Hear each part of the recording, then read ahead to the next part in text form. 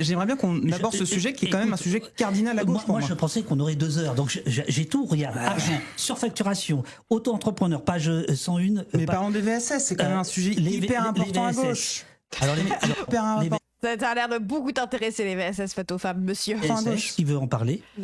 Non, mais les VSS, nous, on a enquêté, on a parlé avec des femmes qui ont été victimes de ce comportement de certains députés. Et là encore, voilà, il y a une mécanique au sein de la direction de la France Insoumise. Explique-nous les VSS. Ce qu'on raconte, en fait, il y a des choses que vous racontez qui sont profondément dégueulasses. Bah oui. Je parle pas de ce que non, vous les racontiez. Mais sur la façon de les traiter. Les faits sont immondes. Mais c'est surtout ce qui nous a Oui, aussi le choqué. bail des VSS, il y a l'air d'avoir des vrais trucs. Oui, je sais, mais du coup, on n'a pas le droit de dire tout le reste, quoi. Mais c'est la façon de les traiter, c'est fait. C'est-à-dire qu'il y a des alertes, il y a des dossiers, il y a des mails. Et la parole des victimes, elle n'est pas toujours crue selon si on est proche de Jean-Luc Mélenchon ou pas. Ça, c'est votre théorie. Il y a quand même un dossier qui est celui d'Hugo Bernalicis, qui se perd dans la nature. Le cas de Coquerel aussi. Et le cas d'Éric Coquerel, on peut y revenir aussi dessus. Il y a un dossier, il y a des alertes répétées, multiples, visant le député Thomas Porte, à l'époque où il était au Parti communiste. Et c'est pas que au Parti communiste, parce qu'on pourrait se dire oui, c'est des adversaires politiques au sein de la gauche, etc. Mais il y a aussi au sein de la CGT, dont il a été membre. Et ces alertes, elles remontent jusqu'à la France Insoumise avant l'investiture de Thomas Porte. Et rien n'est fait. Alors si, il y a une sanction, une mise à pied, qui est le plus bas niveau de sanction, etc. Oui. Mais on a un député, Hugo Bernalicis, qui a dans son passé envoyé récent, qui a envoyé une photo de lui dénudé à une militante socialiste. On parlait de la responsabilité de la parole publique tout de suite. Est-ce qu'on accepterait qu'un député de la nation fasse ça? Enfin, moi, vraiment, au regard de tous les témoignages qu'on a recueillis sur ce sujet-là, ça nous a choqués. Et juste, moi, ce que je trouve assez fou quand même, c'est qu'au lieu d'interroger... Salut YouTube, merci d'avoir regardé la vidéo. Juste un petit message pour dire de penser à t'abonner, de penser à nous rejoindre sur Twitch si jamais, et surtout, si t'as les moyens, et si tu peux soutenir mon travail, directement faire un don sur PayPal. C'est pratique, au lieu d'interroger, comme on disait, ce décalage. T'as pas le droit de nude quand t'es député. La façon dont il le sous-tend, c'est pas juste un nude, c'est genre il a envoyé une photo de lui à poil à quelqu'un qui ne l'a pas sollicité, quoi. Entre des valeurs qui sont portées par la gauche, qui je pense sont partagées par la gauche. Non, s'il y a un vrai truc qui est compromettant, les gens, j'ai pas envie en fait. Je vais pas défendre Hugo Bernalicis s'il a envoyé une photo de lui à poil à des gens qui ne le voulaient pas. Même s'ils sont au PS, On nous accuse de faire du mal à la gauche, mais qui fait du mal à la gauche? Nous qui racontons ou ceux qui pratiquent ces dérives? Enfin, je veux dire, c'est étonnant quand même d'inverser la responsabilité. Le problème. Mais j'ai pas compris pourquoi c'est whipping avec Thomas Porte. Je prends le truc avec des pincettes parce que j'ai aucune confiance en eux, mais quand même. C'est pas de faire ça. Le problème, c'est pas de ne pas Pour l'instant, c'est ni vrai ni faux.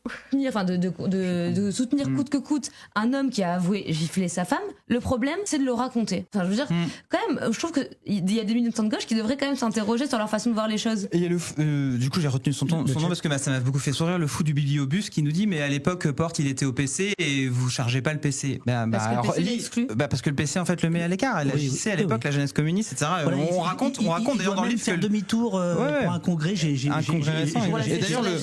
lu ça. Voilà, il agit minimum à l'époque où le PC d'ailleurs.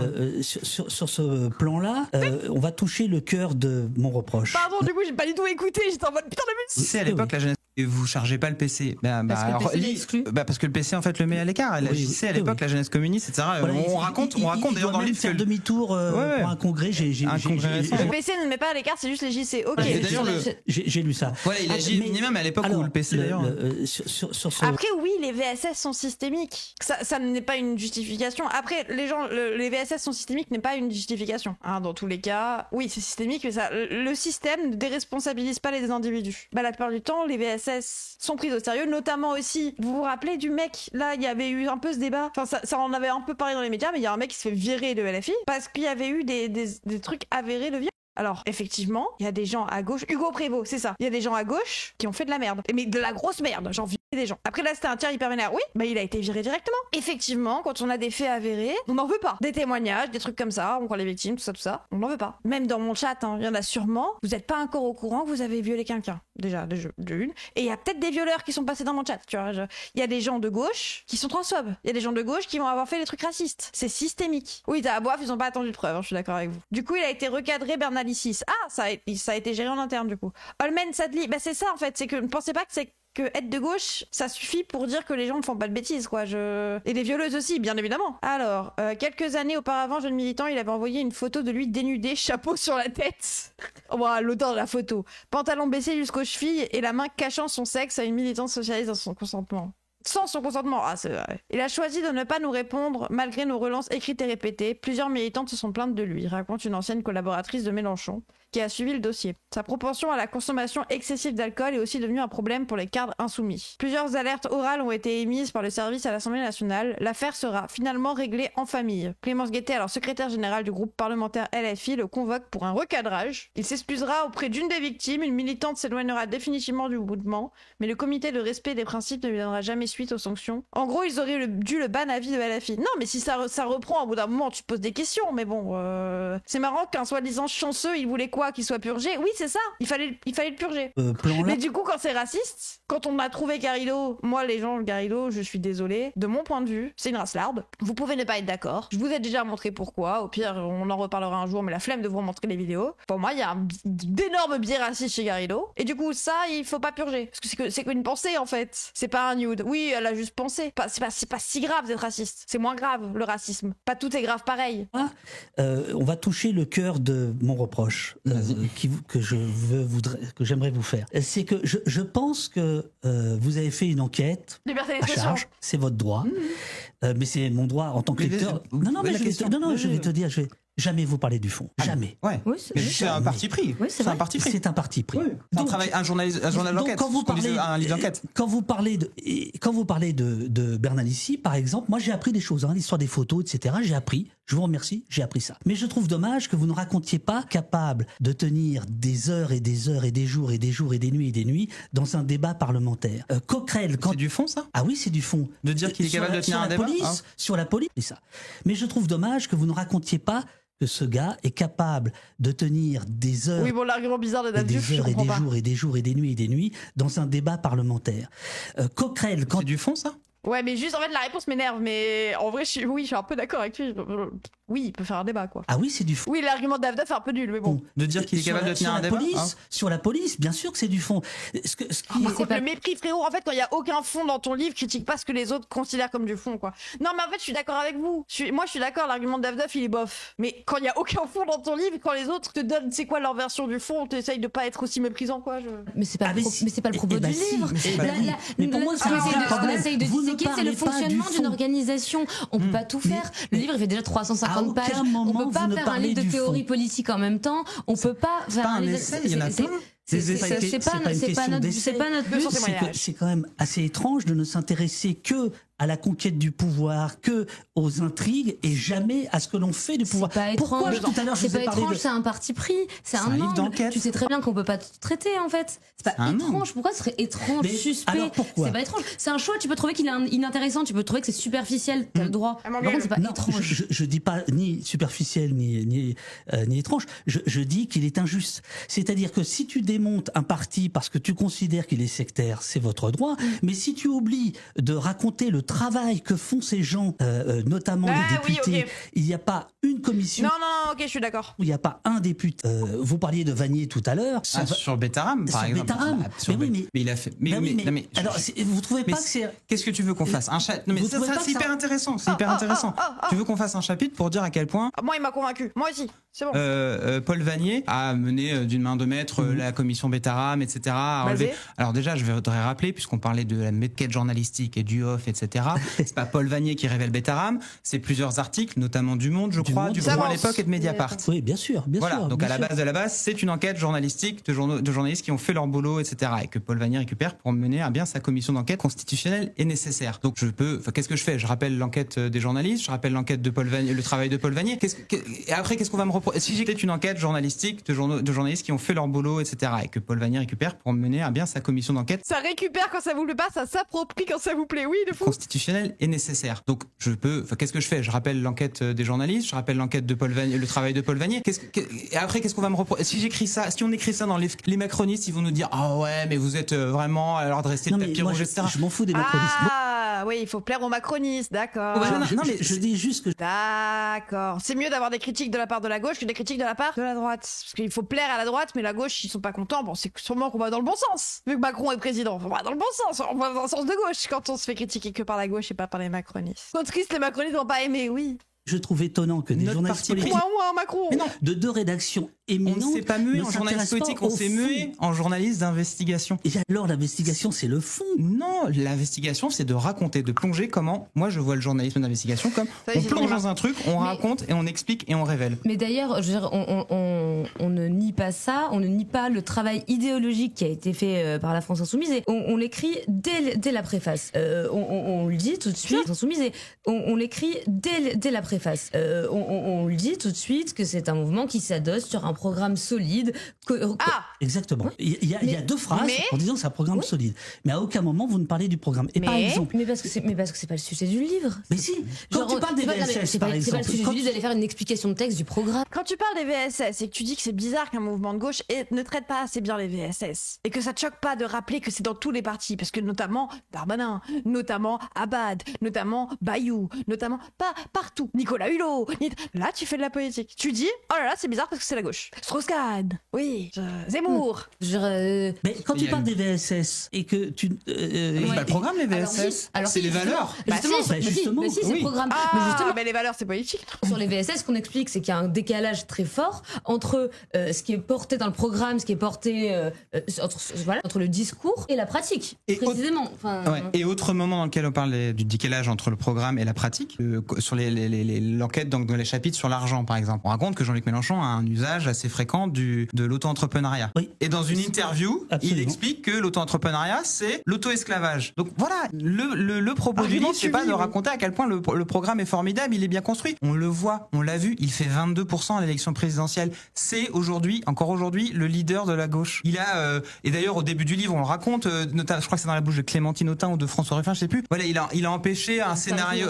Voilà, il a empêché qu'il arrive à la gauche française, ce qui est arrivé à la gauche italienne. Tout ça, on le raconte. Le parcours de Jean-Luc Mélenchon, sa façon de construire un mouvement politique aujourd'hui qui est le plus fort à gauche, il est indéniable. Ce qu'on raconte, enfin, je veux dire, il y a eu des dizaines, des dizaines et des dizaines de papiers, il y a eu des bouquins là-dessus aussi, des essais de journalistes politiques et autres pour expliquer ça. On va pas faire un énième bouquin là-dessus. Il n'y avait pas eu de livre jusqu'à présent sur comment fonctionne la France Insoumise. C'est ce qu'on a décidé de faire. Parce qu'ils veulent parler de comment fonctionne la France Insoumise. Est-ce qu'ils ont parlé des mails? Est-ce qu'ils ont parlé d'Action Populaire, des GA? En fait, le fonctionnement de la France Insoumise, c'est pas que les cadres du parti. T'as 2 ans. 2 ans, tu peux aller voir les GA un peu partout. Il y a, ne serait-ce qu'à Lyon, il y en a 5. 2 ans. 200 personnes. Ils n'expliquent pas comment fonctionne la file du tout. Bah oui. Comment le programme est construit? Oui, comment est-ce qu'ils ont fait des livrets thématiques avec des spécialisations dans tout? Et les militants, ils fonctionnent comment? On sait pas. Non, mais même, genre, comment ils ont mis en place un mouvement gazeux? Est-ce qu'il y a le mot mouvement gazeux dans le livre? Ils racontent juste toutes les rumeurs possibles. Bah oui, mais du coup, il n'y a pas le fonctionnement de la fille, quoi. C'est notre angle. C'est votre angle. C'est un angle, voilà. C'est un angle. Et c'est un angle. Et il y a donc un angle mort qui est quel est ce travail? Eh ben oui. Mais rien ne t'empêche de faire un livre sur le programme. Il n'y a pas de souci. Ah, ça, c'est pas une réponse. Bah pourquoi? Bah c'est un autre angle en fait. Non, mais tu peux choisir. Moi, je dirais qu'il y a un angle mort qui est la pratique du pouvoir. Si tu fais un livre sur le programme, je te répondrai qu'il y a un angle mort qui est la pratique du pouvoir de la France Insoumise. C'est pourquoi tout à l'heure je vous ai dit ma frustration. Mais comment ils pratiquent le pouvoir? Ils sont pas élus. Mélenchon était ministre, visiblement, on vous a dit des choses et ça m'aurait intéressé à l'exercice du pouvoir. Or là, vous êtes dans le grenouillage, on va dire. Et alors, ce qui me gêne, c'est que, par exemple, quand vous parlez de Coquerel, vous racontez des choses qui sont pour certains évidemment des révélations, mais vous oubliez de dire qu'il a fait amende honorable. J'ai le souvenir d'un papier dans Mediapart où il explique qu'il appartient à une autre génération. On parle bien des VSS. Ça n'est pas dans votre livre. Quand vous parlez de la question de la diversité, mais il y a quoi dans ce livre en fait? On a. Ça veut dire quoi faire amende honorable sur des VSS? Je veux vraiment. Par exemple, puisque. Ah ouais, donc ces gens-là. Ah oui, ils veulent le cancel à vie. Oui, en fait, ils sont pour la peine de mort pour moi ces gens. La réhabilitation n'est pas un contexte. Ça veut dire quoi faire amende honorable sur des VSS? Oui, le contraire de ce que fait Nicolas Bedos, le contraire de ce que font beaucoup de gens, même à gauche. Vraiment. Par exemple, suivez mon regard. Ce que vous expliquez, il fait des blagues lourdes dans les congrès, des SMS lourdingues, etc. Et donc dans Mediapart, il a expliqué en effet, j'appartiens à une autre génération. Et donc c'est écrit dans le livre. Longtemps, on a considéré que c'était un homme de sa génération, que ce n'était rien d'autre que de la drague lourde. C'est écrit. Oui, mais vous n'expliquez n'expliquait pas ce que ça signifie. Non, mais même, je comprends pas de son époque. Enfin, je veux dire, du coup, c'est une excuse? Non, c'est pas une excuse. Mais il a fait amende honorable. Moi, je l'ai pas lu dans le bouquin. Mais ça veut dire quoi, faire amende honorable? Qu'il nous explique? Enfin, il a expliqué. On l'a. Enfin, on va pas pomper un article de Mediapart pour le mettre dans le livre. Non. Nous, on lui a demandé du contradictoire à Éric Coquerel. Il a refusé de nous répondre. On lui aurait posé ces questions. Il nous aurait expliqué c'était quoi faire amende honorable. Moi, j'ai plein de questions à poser à Éric Coquerel. Est-ce qu'il a fait une formation de lutte contre les violences sexistes et sexuelles depuis les accusations qui le visent, qui ont été répétées et repérées par des membres, y compris des membres de la direction. Coquerel n'a pas donné ses explications. Du coup, elle n'existe pas. Non, mais oui, il y a peut-être pas que lui. De Sarah Legrain notamment qui lui fait ce reproche. Enfin, il y a plein de questions. C'est vrai que si on avait eu le contradictoire, peut-être qu'il aurait pu nous expliquer ça aussi, Éric Coquerel. Il a décidé de ne pas le faire. Vous savez pourquoi est-ce que c'est ensemble qu'ils ont décidé de pas le faire? Parce que il y a certains qui vous parlent, donc est-ce que c'est avant? Putain, j'ai regardé le chat de Daf 20 secondes, j'ai vu pas d'excuses pour les VSS, je suis fatiguée. Ils ont décidé de pas le faire. Je suis fatiguée. Il y a certains qui vous parlent, donc est-ce que c'est avant la rédaction du bouquin, ou est-ce que certains vous ont parlé quand même pendant? Tu veux dire les gens qui sont cités? Oui, mais qui sont encore à LFI, je veux dire. Il faut que je prenne de l'eau. Bah, ceux-là, on les a eus avant et on les a encore aujourd'hui, d'ailleurs. Et après, pour le contradictoire, est-ce que c'était coordonné ou pas? Leur volonté de ne pas répondre, à vrai dire, j'en sais rien, mais j'ai plutôt l'impression, puisque c'est ce que racontait Olivier, Bompard a été désigné pour nous répondre. C'est-à-dire qu'il y a eu un... Waouh, au final, ils n'ont pas beaucoup de temps, mais c'est la deuxième fois qu'on en parle. D'accord, sur le fait que c'était lui qui allait répondre pour les autres. C'est ça, ok. Alors, je vois dans le chat qu'on dit que vous n'avez pas posé des questions des gens. Alors, c'est notamment Bompard qui vous reproche de ne pas l'avoir interrogé. Est-ce que vous voulez répondre à ça? Sur le fait qu'il aurait dit achète-toi Mélenchon lui aurait dit achète-toi un cerveau. On a déjà répondu à plusieurs reprises, mais du coup, visiblement, le message n'est pas passé. Oui, non, moi, je n'ai pas vu votre réponse, j'avoue. En fait, vous avez fait tous les plateaux. À part CNews, je ne sais même pas s'ils sont passés sur News. Si, je crois. Vous avez fait tous les plateaux de BFM, de C'est ce soir, de LF, on va voir Léa Salamé, on va sur France Inter, etc. Oui, on n'a pas tout vu. On en a marre de les voir. Vraiment, laissez-nous. On va pas regarder tous les médias libéraux. Ils ont refusé CNews, bon, c'est déjà ça. On a évidemment eu Manuel Bompard, etc. Mais ce qui est intéressant, ce qui est vraiment très intéressant sur ce sujet-là, c'est que Bompard va pas nous dire, bien sûr, il nous a dit ça, il m'a dit ça, Jean-Luc Mélenchon, il m'a humilié publiquement devant plusieurs personnes, etc. Mais c'est inimaginable. Ah, donc il ment et on doit leur faire confiance à eux, mais quand les autres ils disent non, j'ai pas dit ça, il ment. Mais du coup, à qui on fait confiance? Pour moi, vous mentez tous, c'est bon, j'arrête de croire l'humain. Que ça raconte ce passage-là? C'est que Manuel Bompard lui-même a été mis au banc, il n'a pas été victime de purge, lui. Il a été lui-même mis au banc à une période où Jean-Luc Mélenchon lui reproche le fiasco des européennes de 2019. Et derrière, du coup, c'est là la vraie émergence d'Adrien Quatennens, d'ailleurs, à cette période-là, enfin plus ou moins. Et d'ailleurs, Jean-Luc, et ce qu'on raconte, c'est que Jean-Luc Mélenchon joue de la dualité entre les deux nouveaux, en fait, qui sont les deux nouveaux cadres de la France insoumise. Donc, quand ça va dans leur sens, Carido, Corbière, etc., c'est ok. Témoignage, on croit les victimes. Quand ça va pas dans leur sens, Bompard qui dit les frérots, c'est pas arrivé. Bref, oui, bon. Et donc là, Bompard est mis au banc. C'est pas lui qui était responsable aux européennes 2019. Ah bah. Quatennens monte et puis Quatennens tombe après avec son affaire. Bompard revient. Il a pas envie de revivre ça, Manuel Bompard. Il a déjà vécu une fois. Paul Vagneau. Oh, la psychiatrisation. C'est une victime qui a peur de redevenir une victime. Si, une fois ça suffit. Ils savent que si Jean-Luc Mélenchon décide et retrouve un leader, un jeune leader, ils sont de nouveau mis sur le côté. Et par ailleurs, non plus, ils t'ont pas répondu sur le contradictoire. Pourquoi ils répondent pas? Il a dit Bompard, t'as peur. Il a dit pauvre Bompard, regardez-le, le choupi. Il a peur. Ils sont en train de dire regardez ce pauvre Bompard. Vous voulez pas refaire du mal à Bompard? Vous voulez pas refaire du mal à Bompard quand même? Conspiracy Watch. Pourquoi ils orientent le débat sur des polémiques ridicules? Je repense au truc du vin jaune de Mathilde Panot.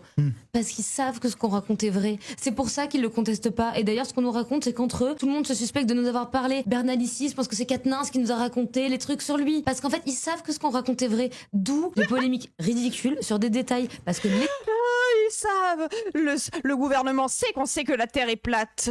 Du coup, ils nous laissent dire ce qu'on dit. Ils n'ont pas d'argument. L'essence même du livre, donc ce qu'on raconte, c'est-à-dire une violence, une interdiction du débat qui est pensée comme un système politique qui interdit la contradiction pour asseoir la domination d'un homme et sa conquête du pouvoir. Ils savent que c'est pas contestable parce qu'ils le vivent eux-mêmes en fait. Et d'ailleurs, j'ajoute juste aussi pourquoi on leur pose jamais, parce que du coup, on a ce qui est normal, on adore répondre à tes questions, mais pourquoi on leur pose pas des questions sur les révélations révélations sur les VSS, il n'y a pas eu une question à Manuel Bompard sur la photo du Gobernalicis, sur les témoignages visant Thomas Porte. Pas une question. Bah oui, parce que vous-même dans le livre, vous dites que ça a été réglé. Vous-même dans le livre, vous dites qu'il a été convoqué chez Clémence Guettet pour un recadrage des plus houleux et qu'il va s'excuser auprès des victimes. Donc ça veut dire que même il reconnaît. Oui, ils n'ont pas réadressé le sujet du coup. Organisation financière aussi. Voilà, sur Sophia Chikirou. Juste avant la sortie du livre, il y a eu le complément d'enquête. Mathilde Panot est sur le canapé rouge et on lui met le SMS de Sophia Chikirou,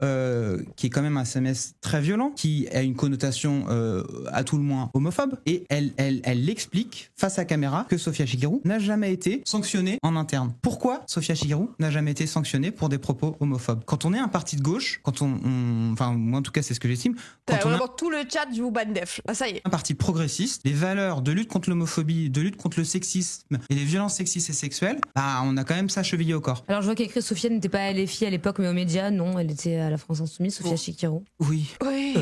Caroline Fiat vous a accusé de ne pas raconter sa situation familiale dans les termes exacts. Est-ce que vous voulez lui répondre ou pas? Quel parti de gauche a exclu des gens pour homophobie? Non mais en fait à ce moment-là on exclut la société quoi. Par contre il faut pas les exclure pour racisme, hein, parce que là après on parle des purgés. Genre vraiment, et je pense qu'il y en a qui sont encore, qui ont pas utilisé, enfin là on parle de Garrido purgé parce qu'ils veulent pas, ils s'en battent les couilles de la ligne sur le racisme, hein, vraiment. Donc purgé pour ça, mais du coup ils sont en mode oh là là, elle est factuellement raciste, alors que quelqu'un qui a envoyé un message homophobe n'a pas été purgé. Mais du coup, je pense qu'il y a pas mal qui ont employé des mots racistes et qui y sont toujours. Puisque la société est structurellement raciste. Bonjour. Je pense qu'on utilise des termes racistes sans s'en rendre compte même, hein.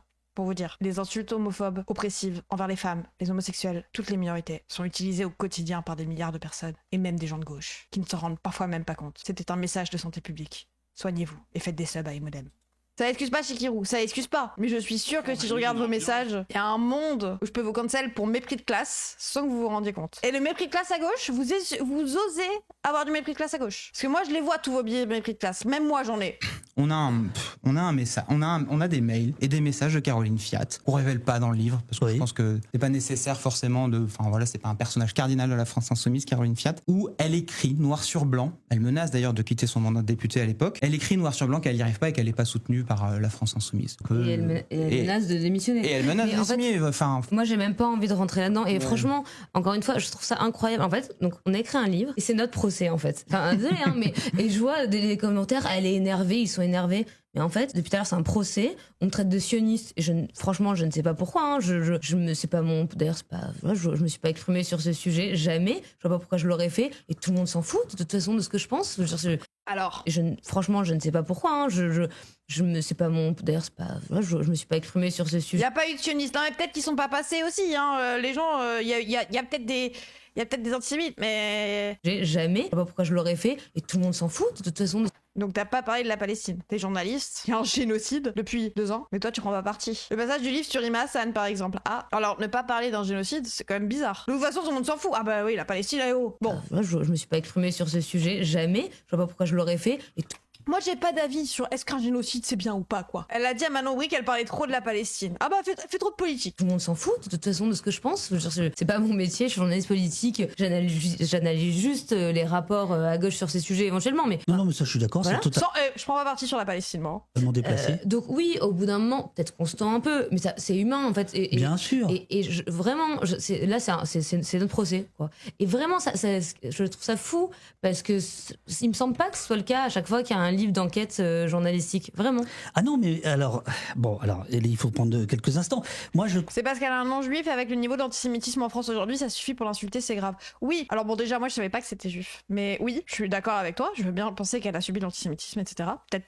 Bon, après, elle dit qu'elle en a vu dans le chat. Mais du coup, la modération qui dit que ça n'a pas passé et nous, on en a pas vu. Moi, je veux bien penser qu'il y en a eu, mais qui du coup, ils ont été bloqués par la modération, mais du coup, elle a pas pu les voir. Mais bref, ça, c'est pas grave. Mais je pense que c'est plutôt par rapport à ses prises de position pro-Glucksmann, pro-PS, par le journal dans lequel elle est, Libération, les gens, et que du coup, c'est par rapport à sa ligne politique. Et actuellement, on peut critiquer quelqu'un qui prend des positions en faveur du sionisme, notamment ne pas prendre parti sur un génocide. Je sais pas, peut-être que le génocide, c'est bien, peut-être pas bien. En fait, on n'a plus le droit d'accuser les sionistes d'être sionistes. Attends, accusez pas Netanyahou, les gens. Accusez pas Netanyahou. Je considère que c'est important de parler de ce livre. Oui. Allez chez Valeurs Actuelles. Il y a un autre qui dit...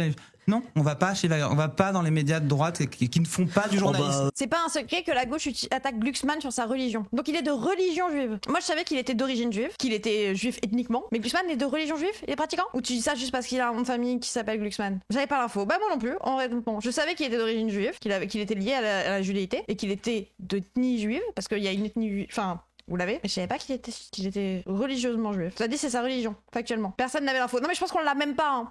Qui ne font pas du journalisme quand même. Oui, mais on va pas chez Valeurs Actuelles, on va pas sur CNews. On a refusé d'aller sur CNews parce qu'on fait du journalisme. Nous, on a une vision du journalisme qui est différente que ce que eux ils font. Et c'est peut-être d'ailleurs pour ça aussi qu'on a accepté ton invitation. Oui, parce qu'on ils vont sait pas qu'ici, sur on va CNews. pouvoir Petit flex. Le sac devient bizarre, désolé. Attends, Yalas. Parler de la façon de faire du journalisme qu'on a fait au début, etc. Mais voilà, on a fait du journalisme. On n'a pas fait ça pour être invité sur tous les plateaux. Ne leur en déplaise. De Monsieur Pro, etc. Je sais qu'il est 19h et voilà, vous êtes pris, mais quand même, je voudrais qu'on parle des répercussions du bouquin. Je rappelle que moi, je vous ai invité, dès que j'ai vu les bonnes feuilles dans Libération, il fut un temps où Libération et dans Le Monde, et il fut un temps où Libération ne publiait pas les bonnes feuilles. Il n'y a pas de bonnes feuilles dans Le Monde. Dans Libé, oui. Et on publie toujours pas les bonnes feuilles, c'est ça que j'ai... C'était pas les extraits? Non, les extraits sont dans Le Monde. Ah, c'est chez vous. Non, mais tout va bien. Et tout de suite, j'ai appelé Sandy, j'ai dit ça m'intéresse, sans savoir une seule seconde qu'il y allait y avoir ce succès,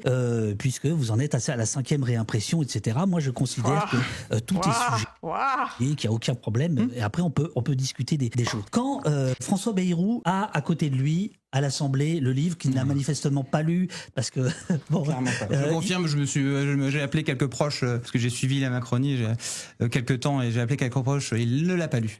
Qu'est-ce qu'on ressent? On a fait 2 ans d'enquête et tout d'un coup son livre, dont la couverture est très efficace, on la voit même en plan large à l'Assemblée. Qu'est-ce que vous avez ressenti à ce moment-là par rapport à votre travail, par rapport à votre...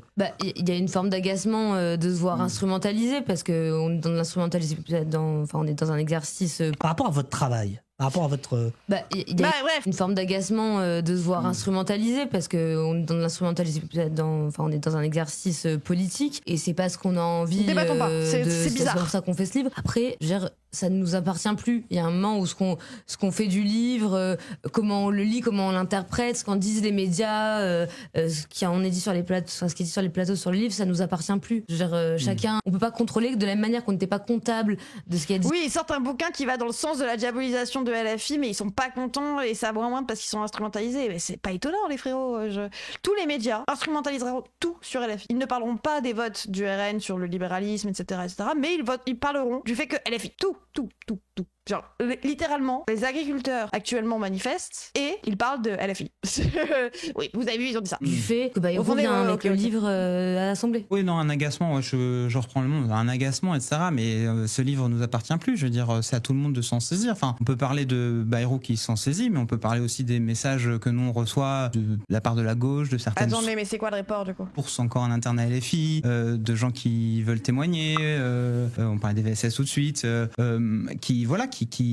pour qui ce livre est important aussi, parce que, pour reprendre l'expression, non, mais c'est pas de leur faute. La dernière phrase du livre. Ils se doutaient pas, les gens, que ça allait être instrumentalisé. Et ils tombent des nues. Les remerciements pour ceux qui veulent faire mieux. Donc, ils sentent qu'il y a un besoin aussi. Donc, ça, on reçoit encore des messages sur ça. Donc, Bayrou, c'est un épiphénomène. C'est pas le sujet de la commission d'enquête. Si. Faire un coup politique, c'est agaçant pour nous, parce que ça instrumentalise. Mais c'est devenu le sujet de la commission d'enquête. Il a passé sa commission à dire, c'est écrit dans ce livre, comme dirait Mélenchon, comme j'ai lu dans un livre qui parle de vous. Si, c'est devenu le sujet de la commission d'enquête. Après qu'ils aient pas de réponse à donner à ça, je suis d'accord, et en soi, et tu pouvais t'en douter. Bon, pas forcément Bayrou, j'avoue, Bayrou, même moi je m'en doutais pas, mais tu te doutais que ça allait être instrumentalisé contre LFI quand même, frérot. Vous avez lu le livre? Est-ce que eux-mêmes ont lu le livre, les gens? C'est ça ma question. C'est vraiment bon. Sur la critique qui vous est faite de manière sourde, selon laquelle Charlotte depuis 3 ans à Libé, toi avant à l'Express, vous travaillez sur LFI. À Libé, Épiphénomène. Et vous êtes très critique, encore une fois, c'est votre droit. Dans nos rédactions ? Non, pas dans vos rédactions, mais qu'en fait... Dans nos papiers ?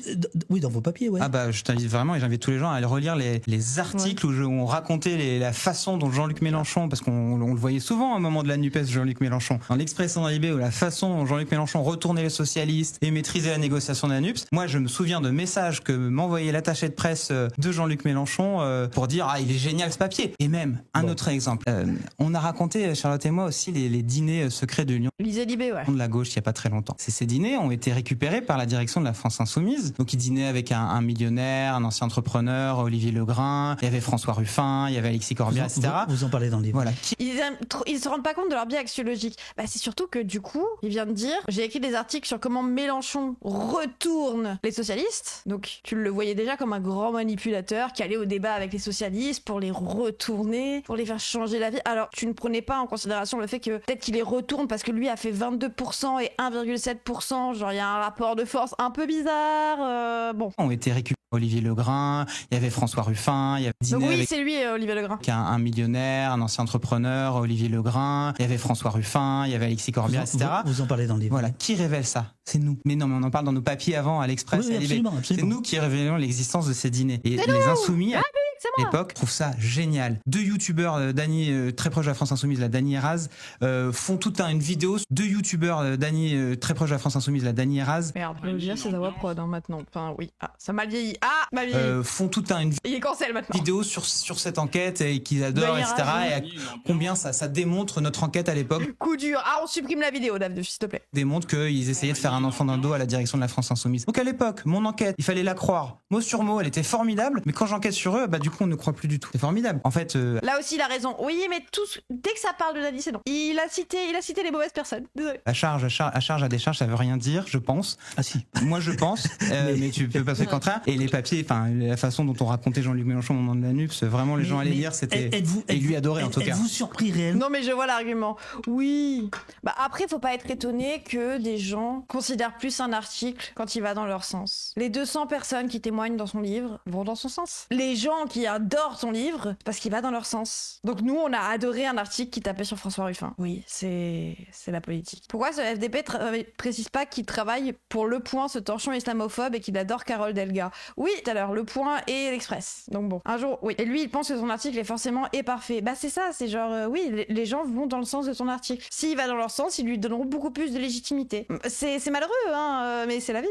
Ça s'appelle un biais de confirmation, exactement. Par le succès de votre livre, de votre travail, et donc je continue sur ce que je disais tout à l'heure, c'est-à-dire une critique qui vous est faite, alors tu dis qu'elle est injuste, dont acte. Non, je pense pas pareil. C'est juste, si vous voulez, c'est soit juste. Moi, je considère. C'est un prolongement, le livre est un prolongement de cette diabolisation de LFI dont vous parlez même de diodonisation. Diodonisation, c'est pas nous, mais on oui, c'est pas vous, mais enfin, oui, mais c'est important de le mentionner.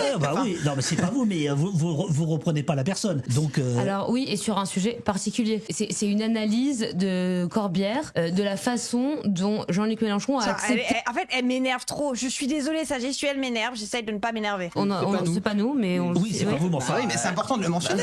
Oui, non, mais c'est pas vous, mais vous reprenez pas la. Ça compare à Dieudonné. Non, mais les gens, être solide sur la Palestine, c'est devenir Dieudonné. En fait, ne pas tolérer un génocide, ne pas tolérer de voir des enfants mourir, ne pas tolérer les milliards de vidéos que je vois, ne pas tolérer que des médecins rentrent de Gaza et te disent j'ai vu des enfants pleurer à vie, j'ai vu des enfants, je ne sais pas comment ils vont se construire, avoir mal de voir des gosses mourir. Ça veut pas dire que oui, bon... Et ça, pour eux, c'est être Dieudonné. Où est ton humanité ? Après, elle a dit, elle n'a jamais parlé de la Palestine. Non. Elle va pas parler du fait qu'il y ait un génocide en train de se passer. Parce que bon, pas de politique ici. Pour personne. Ça. Donc alors oui, et sur un sujet particulier.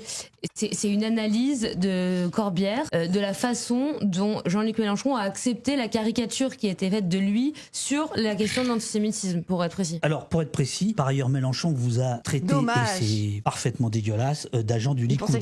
Donc voilà. Et de dégénérer depuis la sortie du livre. Voilà, de dégénérer puisque. C'est comparable ? Attends, quoi ? Il a dit qu'on était les dégènes. Et c'est parfaitement dégueulasse d'agents du Likoud. Donc. Après ça, j'avoue, elle est pas folle. Voilà. Vraiment dire Dicéia, c'est mieux. Et de dégénérer depuis la sortie du livre. Voilà, Mais du coup, il y avait un argument. Agent du Likoud MDR. Après, agent du Likoud, bon, pas fou. Mais bon. Puisqu'il a expliqué que le 13 mai, à Obna, il a parlé de vous comme étant des dégénérés. Des gens dégénérés. Et il a dit, je ne l'ai même pas lu, votre livre, je ne veux pas le lire, je ne veux pas qu'il m'abîme, je ne veux pas qu'il me rentre dans la tête. Bon, moi j'ai été choqué, n'empêche, par la reprise sans contestation, le début de la diabolisation, parce qu'on sait ce que ça signifie, mais, et j'en terminerai là, parce que vous êtes pris par le temps, hélas, il y a un passage très beau à la fin, parce qu'en fait, à la fin, je me demande même si vous faites pas une déclaration d'amour à Mélenchon. Non, c'est vrai, il y a du lyrisme qu'on n'a pas ailleurs dans le bouquin, mais surtout, je voudrais retrouver une phrase de quelqu'un qui vous parle, voilà. Oui, en fait, diodonisation, c'est tellement grave, genre, c'est en mode, oui, bah, tu dis la même chose. En fait, je suis d'accord, agent de Likoud, c'est pas bien. C'est genre, c'est condamnable, c'est Loki antisémite, je suis d'accord. Mais le fait de comparer, du coup, le soutien à la Palestine à devenir dieudonné, ça vous choque moins, genre, enfin, oui, bon, c'est en mode, oui, bon, les frérots, je vois le contexte surtout, ouais. Non, pardon, excusez-moi, c'est lui-même qui parle, vous le citez, conférence de presse en 2020. Il pleure alors qu'il sort de diodonisation, vraiment. Hein. On psychologise, on dit que je suis mon propre ennemi, comme tout le monde. Le risque, c'est qu'à force de présenter cette image, je l'intériorise. Est-ce qu'on peut philosopher 2 minutes là-dessus? Pourquoi vous avez mis cette phrase que je trouve très... J'ai pas compris, j'ai pas écouté, mon cerveau a... Comme tout le monde, le risque, c'est qu'à force de présenter cette image, je l'intériorise. Est-ce qu'on peut philosopher 2 minutes là-dessus? Pourquoi vous avez mis cette phrase que je trouve très intéressante? Et ensuite, je vous pose une question. Moi, je trouve qu'elle dit... Attends, Dave, je suis trop con, je crois, je la comprends pas, la phrase. On psychologise, C'est qui dit ça? Parle, vous le citez, une phrase de quelqu'un qui vous parle, voilà. Ah, quelqu'un, c'est quelqu'un. JLM, non? Non, pardon, excusez-moi. C'est lui-même qui parle, vous le citez. Pardon. Pardon, excusez-moi, c'est lui-même qui parle. En 2022, on psychologise, on dit que je suis mon propre ennemi, comme tout le monde. Le risque, c'est qu'à force de présenter cette image, je l'intériorise. Oh, c'est triste. C'est triste de fou. À force que les gens disent que je sois méchant, je me mets à penser que je suis vraiment méchant. Non, mais il y a un vrai truc, genre... En vrai, je le ressens comme ça aussi. Mais bref. En gros, à force qu'on dise que JLM est son propre ennemi, ils le pensent vraiment et le deviennent. En vrai, on dirait ma vie. C'est de la manipulation. C'est le gaslight, bah ouais. Est-ce qu'on peut philosopher 2 minutes là-dessus? Pourquoi vous avez mis cette phrase que je trouve très intéressante? Et ensuite, je vous pose une question. Moi, je trouve qu'elle dit... c'était une conférence après une conférence de presse, donc à un moment où on pose nos carnets et il vient un peu nous parler, il y a plusieurs journalistes. Et cette phrase, moi, elle m'a vraiment marquée parce que je trouve qu'elle dit... déjà, elle est très sincère, enfin, elle me semble très sincère. Je la trouve très humaine et je pense qu'en fait, ça résume... très bien la personnalité de Mélenchon. Et moi, je crois, alors, quand il dit le risque, c'est qu'à force, j'intègre cette caricature et je devienne mon propre ennemi, moi, je crois que c'est ce qui s'est passé. En 3 ans. Et, tu disais au début, est-ce que finalement c'est une déclaration d'amour? Je sais pas, mais enfin. Bah ouais, normal que ce soit la défensive. Vraiment, soyez le seul parti de gauche. Hein. MDR, c'est la faute à qui? Mais non, mais en fait, on est sur un gars qui se. Oui, en fait, la phrase qu'il dit, elle veut tout dire. C'est en mode, bah désolé, mais tu te fais diaboliser par tout le monde. Tout le monde dit que t'es un communiste rouge qui veut tuer tout le monde et qui est antisémite, etc. Au bout d'un moment, tu te mets à être sur la défensive, normal quoi. Mélenchon, ce qu'on disait tout à l'heure, c'est quand même un temps au sein de la gauche, dans l'histoire de la gauche, dans l'histoire de la 5e, on n'en fera plus des comme lui entre guillemets. Et c'est quelqu'un qui est conscient. Là, des moments un peu d'auto-introspection, il y en avait eu d'autres, mais ça, il y en a d'autres avec d'autres gens aussi. Et il est conscient de son avancée, de tout ce qu'il a été capable de faire, etc. Il est conscient donc de son plancher, de tout ce qu'il a construit, mais il est aussi conscient de son plafond de verre qui se réduit. Il voit bien les sondages, Jean-Luc Mélenchon. Dans les books Telegram, disons, on parlait des sondages au début du live. Dans les books Telegram, on regarde les sondages dans les discussions. Là, je voyais tout à l'heure, et puis dans les discussions sur X aussi, on nous rapporte pas mal de choses parce qu'on a quitté X, mais ça, on va pas. Mais on voit bien les sondages. Beaucoup de gens en parlent. Charlotte parlait du sondage, etc. Jean-Luc Mélenchon, il voit qu'en 2017, dans tous les sondages qui le testaient face à Marine Le Pen au 2e tour. Oui, d'un coup, il fait de la politique. Je crois qu'il y en avait 4 ou 5 à l'époque. Les sondages. Qui testaient le 2e tour, un duel Mélenchon-Le Pen. Les gagnait tous. En 2022, sur les 4 de 2022, il en gagne aucun. Sur les 5 qu'il y a pour 2027, il en gagne aucun. Il regarde ça, Jean-Luc Mélenchon, donc il voit son plafond de verre. Il connaît son plancher, il voit aussi son... Jean-Luc Mélenchon a vu les sondages. Et du coup, ça prouve quoi? Désolé, c'est pas une analyse politique. Bah non, c'est vraiment en mode, je suis dans la tête de Jean-Luc Mélenchon. Je suis dans la tête de Jean-Luc Mélenchon. Je sais ce qu'il pense. Vous savez ce qu'il pense? Allez. Il pense ça. Kadhafi, arrêtez de me saouler avec ce mec, s'il vous plaît. Tout mon respect. Reposez en paix, Kadhafi. Je sais pas si ça se prononce comme ça, mais vraiment reposer en paix. Et voilà, comme quoi, il soutient Kadhafi. Bref. Cette citation que vous donnez m'a amené cette question. En fait, pensez-vous que, tôt ou tard, il le lira le bouquin, évidemment, pensez-vous qu'il intériorise et qu'il devienne... les sondages. Et puis les sondages, oui, ok, mais oui. En fait, genre, en plus, c'est ne rien comprendre. Du coup, ils ont vraiment fait un livre sur le fonctionnement de la FI, sans comprendre quelle est l'idéologie de la FI pour gagner. Genre, la France insoumise se base sur l'idée aussi qu'il y a des réserves de voix dans le fait que des gens ne votent pas et que ces gens auraient intérêt à voter pour la France insoumise et se sont mobilisés aux législatives. La France insoumise, ça fonctionne aussi comme ça, quoi. Donc ça montre aussi qu'ils ont tout fait sur un livre qu'ils ne comprennent pas. Ce que vous décrivez, parce que moi... pourquoi faire des sondages, ça coûte cher. Pourquoi faire des élections, ça coûte cher, autant faire des sondages. Pas sûr que ce que vous décrivez est l'exacte vérité. Et l'autre question, c'est, est-ce que vous pensez pas, j'ai quelques rumeurs qui me laissent entendre que finalement le livre le servirait, au sens... du resserrement. Oui, mais c'est ce que... Oui, ils ont fait un livre sur ce qu'ils pensent qu'est la France insoumise. Oui, c'est pour ça qu'ils ont pris que les témoignages qui allaient dans leur sens. Ils ont fait comme nous avec les biais pour les articles. Oui, les gens prennent les articles et valident un article quand il va dans leur sens. Bah eux, ils ont pris les témoignages et ils ont pris les victimes, comme ils disent depuis tout à l'heure, le mot victime pour tout, là, vraiment, hein, quand ça allait dans leur sens. Un livre, que je disais au début, c'est-à-dire que ça resserre le clan, ça me semble évident. Et on s'y attendait un peu. Mais le problème de Mélenchon, que tu viens de dire, hein, c'est pas son socle. Son socle, qui est aussi entre 10 et 15%, selon les périodes, selon les études d'opinion, il est là et il est hyper solide. Et c'est sa force aujourd'hui. Mais son problème, si tu veux, moi je pense que l'enjeu pour lui, c'est de réussir, alors déjà, sans parler même des tensions qui cristallisent et des gens qui aujourd'hui n'aiment pas Jean-Luc Mélenchon, l'enjeu c'est est-ce qu'il réussit à remobiliser le vote utile comme il l'a fait en 2022. Moi je suis pas sûr qu'il puisse y arriver aujourd'hui. Mais... En tout cas, ce qu'il démontre depuis 2022... On va parler du socle du PS, on va rigoler. Bah, le socle du PS, il est allé voter PS en 2022. Alors ils ont pris le candidat qui aurait que le socle, 1,7%. Ne provoque pas ça. Ultime question, après je vous libère. Qu'est-ce que nous avons fait pendant 1h15 ? C'est une question rituelle. Menti. Et pendant 200 pages avec 200 personnes, 200 témoignages. Tu nous as posé des questions, on a essayé d'y répondre du mieux qu'on pouvait. Ouais, on a fait un peu notre procès aussi quand même. Ouais, pas mal.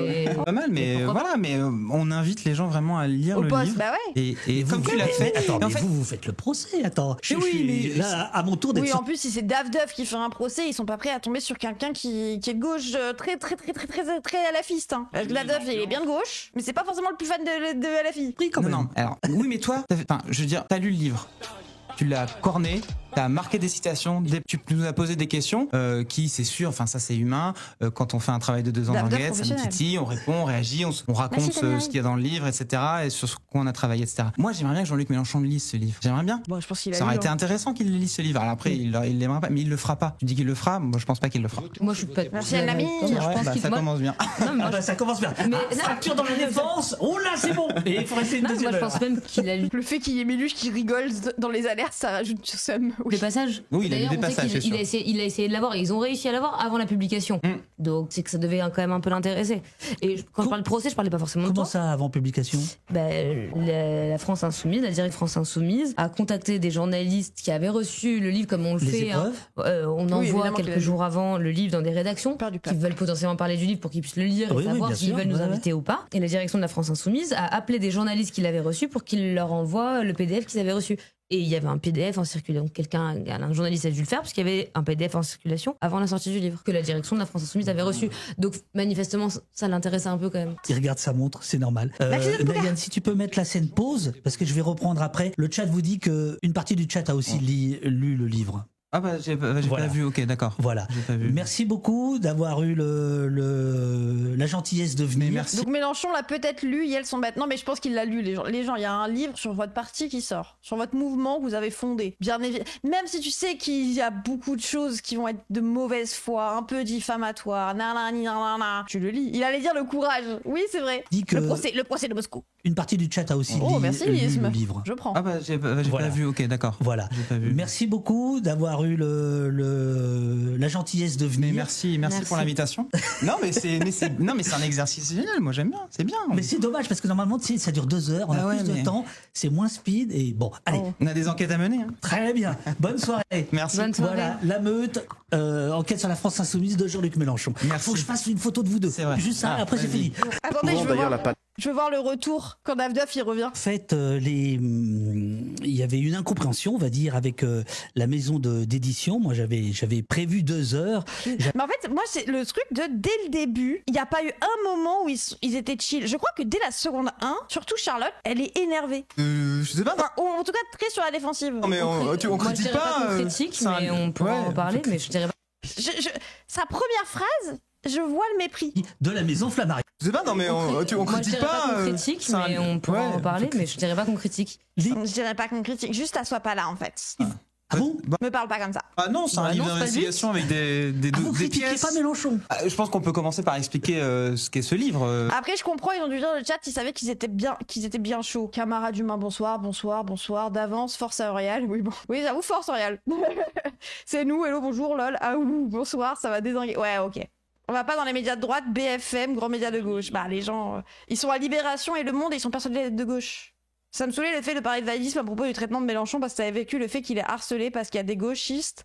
Mais je commence à penser qu'il y a du vrai dans la déshumanisation dans les médias. Ah bah clairement, quand ils ont dit qu'il était sourd et que du coup c'est pour ça qu'il était un peu énervé. Mais pas juste parce qu'il entend pas. Non, il est sourd. Ça rend méchant d'être sourd. Les frérots, il y a Bompard qui vient de leur mettre un scud. Oh. À nouveau, le journaliste Olivier Perroux pris en flagrant délit de mensonge. Cette fois, Marine Tondelier et les écologistes qui en sont victimes. À quand les vrais journalistes politiques et plus des diffuseurs de ragots? Je souhaite modifier les statuts du parti afin de superviser les agences de la gauche dans certaines villes. C'est pourtant l'inverse. À bon entendeur. À bon entendeur. Remets le chat bien. Oui, ça me stresse aussi. Être sourd, antisémite. Ah bah. Judonisation des sourds. Après, je veux bien qu'il y ait des biais, etc. Mais moi, ça me... C'est pas comme ça qu'on va lutter contre l'antisémitisme. Il faut une lutte contre l'antisémitisme comme il faut une lutte contre tous les racistes. Mais bon. C'est pas en disant ça, quoi. C'est pas en disant que être antisémite, c'est soutien à la Palestine. Au contraire, là, ça banalise l'antisémitisme, mais c'est dangereux aussi pour les juifs. Hein. Force à nos frères juifs. Hein. Non, mais quand Bernard Arnault dit le monde est de gauche, c'est 1000 milliards qu'il parle. On est tous de gauche. Le vieux STP. Ah bah, le vieux est basé. Mais après, le vieux est trop basé, je suis désolée. Je vous rappelle, hein, il est en tête dans les sondages. D'après une étude des modems pour les 18-25 ans. Je déteste les sondages. Je l'ai mis où mon tweet sur les sondages?